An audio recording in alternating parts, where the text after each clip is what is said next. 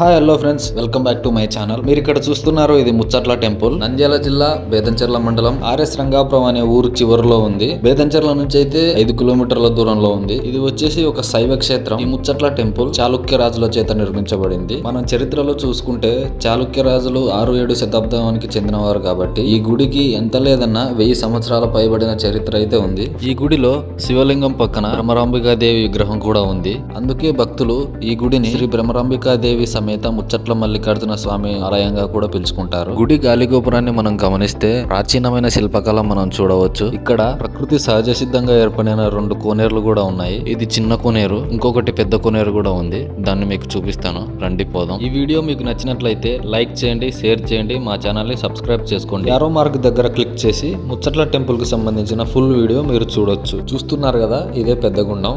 ఎండాకాలం కాబట్టి ఇందులో వాటర్ తక్కువ ఉన్నాయి. అదే వానాకాలం అయితే వాటర్ ఫుల్ గా